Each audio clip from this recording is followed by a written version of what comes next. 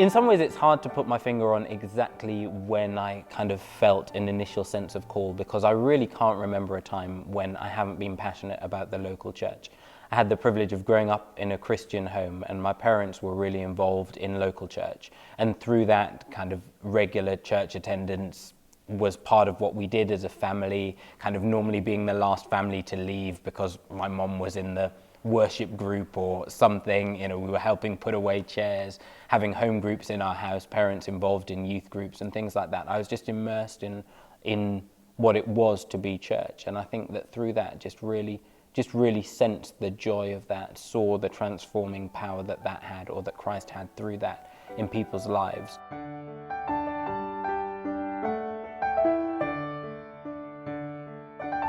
So I had the privilege of working for Youth for Christ in Tunbridge Wells, and then from there ended up on staff at a church in Tunbridge Wells, and kind of at some stage started to think, and people started to ask and say, you know, what is the next step in your ministry and in your service within the local church? And it was at that time that I started to think, actually, is considering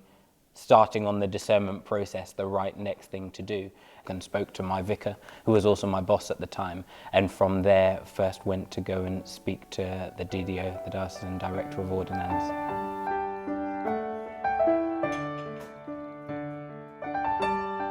I think that definitely when you get to the stage of saying, what is God calling me to next, which to be honest is a question that we all as Christians should be asking very frequently, I think the best thing and the way to discern that is in community with people who will pray for you and challenge you and point out the good as well as the edges that need to be shaped off you.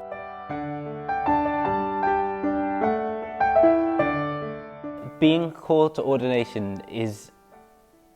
one of those things, like many things in life, that you always assume that it's for someone else and it's not for you. So as soon as a penny starts to drop and you think, hang on a minute, maybe this is me, that is kind of quite a startling thing, but also quite an exciting thing at the same time, because for me it was definitely a making sense of passions and interests that I'd held for all of my life. Ordination is an incredible thing. I think leading up to it, I was quite kind of anxious about the choreography of the service. You know, am I going to remember to stand up and sit down and walk to the front and turn around at all the right times? But then in it, just got really